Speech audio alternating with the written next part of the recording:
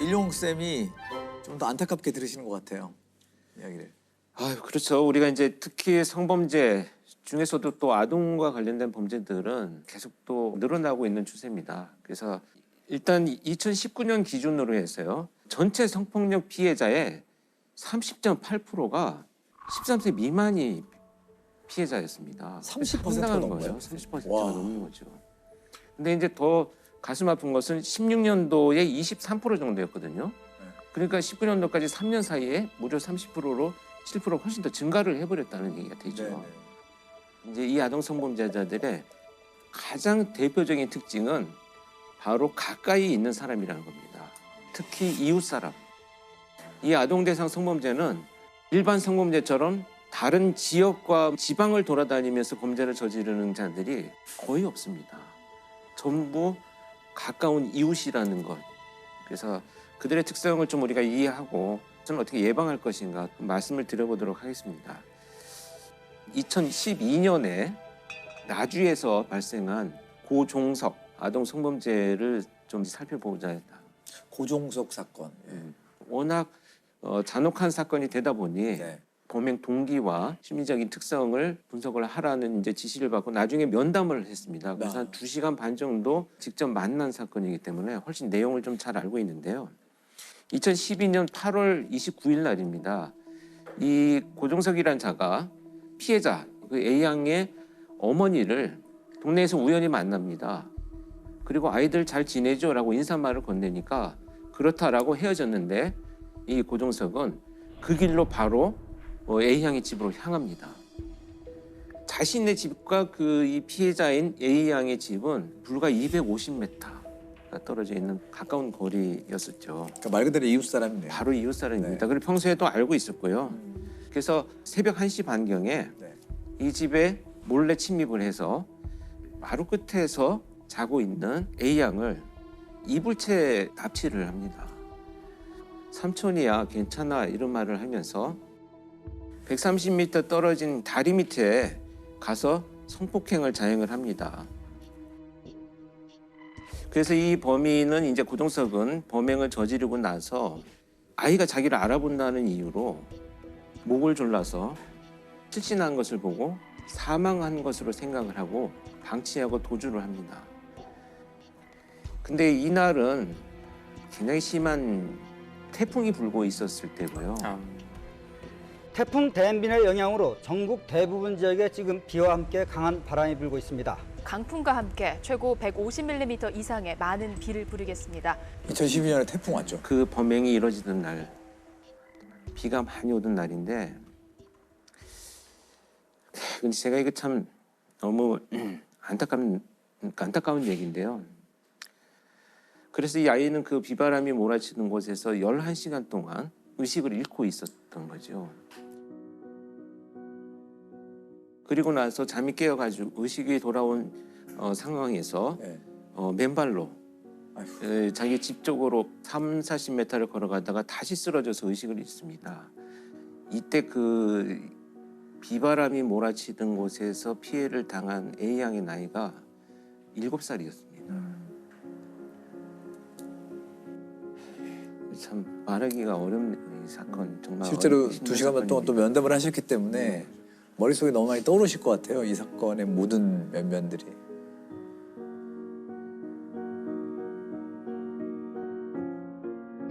피해 어린이가 발견된 곳입니다.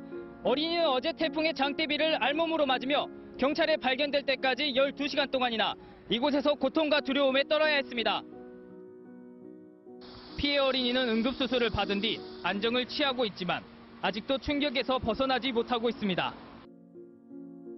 그래서 수사가 전개가 됐는데요. 이제 아이의 진술을 들으면서 이제 가장 먼저 용의자를 선정을 해야 되기 때문에 들어보니 아이가 삼촌이라는 표현을 썼다라는 것을 통해서 나이가 그렇게 많은 사람은 아니구나. 뭐 20, 30대 연령 정도구나. 그리고 다른 특징이 무엇인가 했더니 이 아이가 영민하게도 검정 어두운 옷을 입고 있었는데 머리가 굉장히 짧았다라는 진술을 합니다. 그리고 비바람이 몰아치는데 이 장소라는 걸 본다면 차가 없었을 것이고 지역 내에 있었을 것이다. 이런 그 이제 수사에 압축을 했었는데요. 이런 것을 통해서 35시간 만에 순천에 있는 한 PC방에서 잠복을 하고 있다가 검거를 하는데요.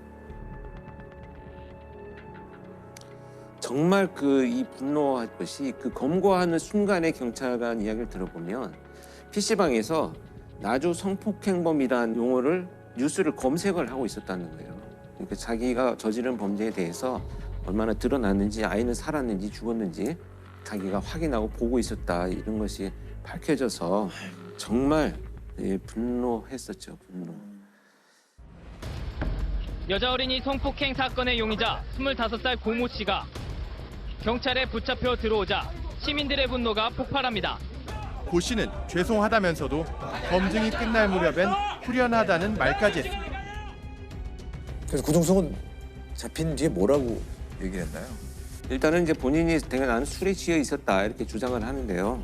그럼 약간 술김에 그랬다라는 얘기는 자기 약간 우발적으로 그랬다라는 그렇죠. 거를 결국은, 던지려고. 네, 형량에 관련된 변명을 하려고 하는 얘기인데요. 상당히 많은 이제 계획성이 드러나고요. 그날 저녁에 이제 어머니를 만났다고 했잖아요. 그때 의도적으로 질문을 한 것도 의도성이 있는 것이다, 이렇게 생각을 합니다.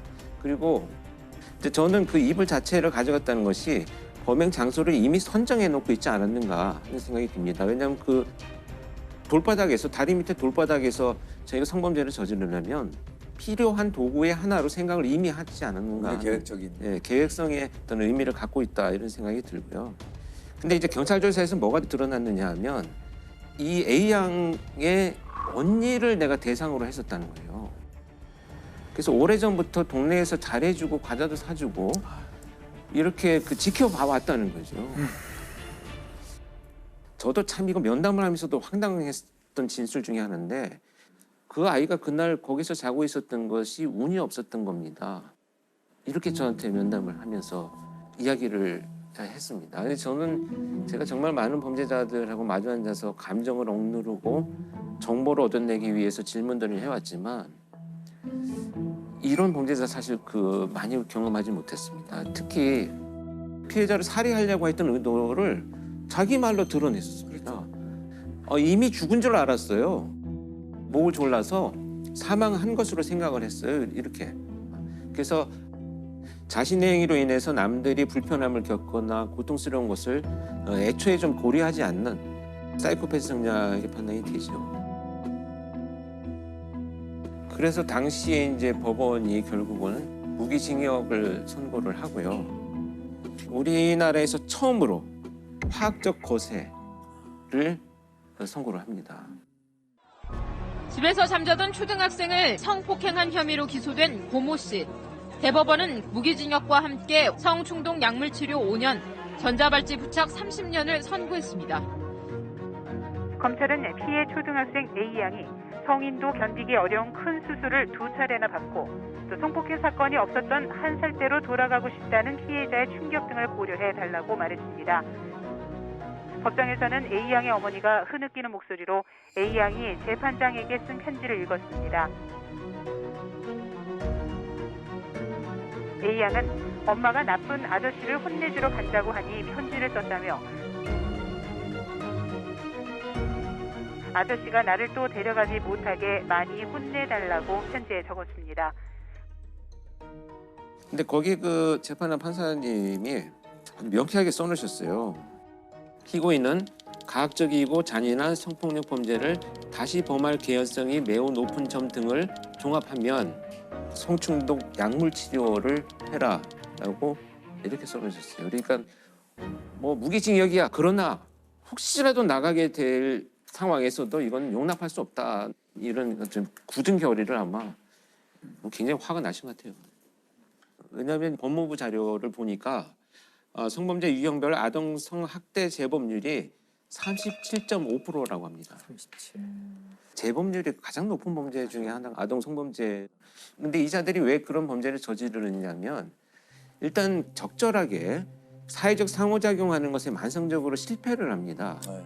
근데 그 실패들에 대해서 너무 지나친 두려움을 갖고 있는 사람들이에요. 그러다 보니까 자존감이 떨어져요. 이 자존감이 떨어지는 자기의 감정을 회복하기 위해서 거절하지 않는 아동을 대상으로 통제하고 조정하는 이런 범죄를 저지르는 거거든요. 그리고 정말 제가 놀랐던 것은 범인이 체포되고 나중에 그 지역에 가서 그 사람이 과연 어떤 사람이었습니까? 라고 물어보면 거의 100%가 그 사람 범인 아닌 것 같아 라고 얘기를 해요. 왜냐하면 너무 온순하고 착하다는 거죠. 평상시 인사 잘하고. 이건 뭐냐 하면 애초에 타인의 시선에 매우 민감하고 거절에 두려워하는 이런 사람들이 자신을 지켜나가는 삶의 방식일 뿐이지 성향은 절대 아니라는 거죠. 친절한 이유가 있군요. 그렇죠.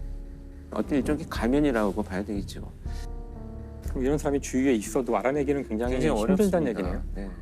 그리고 그런 외부의 시선에 너무 예민하고 그러니까 책임을 반드시 상대방한테 전가하는 이런 특징들을 좀 보여줍니다. 그래서 대부분 어떻게 진술하냐면 그 아이가 평상시에 나를 좋아했어요.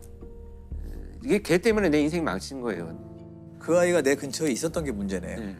그러니까 내가 반드시 찾아가서 복수할 거야 이런 얘기를 아무렇지도 않게 하고 아이자들은 정말 아무렇지도 않게 상대방 타진하면서 가면을 쓰고 살아가는구나 이런 것을 이제 알 수가 있었죠. 아까 왜 이웃이다라는 말을 제가 강조해서 말씀드렸냐면 가해자와 피해자의 거주지가 지금 1km 미만에서 대부분의 범죄가 일어나고 있다 이렇게 이제 수치가 나오는데요. 2km 미만에서 일어나는 것이 54% 정도입니다. 100m 이내에서 일어난 것도 거의 17%니까 한 20%가 된 거죠. 아동 성범죄는 주로 가해자가 사는 곳 3km 안에서 발생한다는 연구 결과가 나왔습니다. 가해자와 피해자가 같은 동네 이웃일 가능성이 그만큼 크다는 얘기입니다. 해진 예슬 사건의 범인 역시 아이들 집에서 150m 거리에 사는 이웃이었고 8살 여자아이를 잔혹하게 성폭행한 조두수는 자기 집에서 불과 600m 떨어진 곳에서 범행을 저질렀습니다. 고종석 같은 아동 성범죄자들이 왜 지역 내에서 범행을 저지르느냐 하면 이 거절을 두려워한다는 회피적 성향들 때문에 낯선 곳에 가서 피해자를 물색하고 잘 모르는 지역에서 범행을 저지른 이후에 도주하고 이런 것들에 대한 두려움들을 갖고 있기 때문에 가까운 곳에서 범죄를 저지르는 것이 이제 이들의 대표적인 특징이라는 것을 우리가 이제 알아야 될 것 같습니다. 이 아동 성범죄자가 이제 출소를 하게 되면요, 당해 사건의 피해자에게 접근을 100m 이내에 접근을 금지하고 있습니다. 네. 근데 이 법이 조금 우리가 촘촘히 다시 한번 사회적 논의를 거쳐야 될 필요가 있다고 하는 것은 출소를 해서 내가 집으로 돌아왔더니 이미 피해 아동의 거주지와 100m 안에서 같이 있을 수 있다는 있어요. 거예요. 네. 그런데 이제 거주를 강제로 이전하라고 하는 법이 없기 때문에 피해자들이 다른 곳으로 가야 되는 안타까운 일이 이제 발생을 하죠. 실제로 조두순이 다 출소해서 돌아왔을 때 피해자의 거주지랑 2km? 그 정도의 거리였고 결국에 피해자가 동네를 그렇죠. 떠났죠. 네. 조두순의 연말 출소를 앞두고 가족이 결국 안산을 떠나기로 했습니다. 어디 가면 떠나겠습니까? 피해자가 떠나야 된다는 상해를 나누기 싫어서 사실 발버둥을 쳤는데 그 아이들도 원치 않고 주변에 같이 살라는 걸 두려워하고 그러니까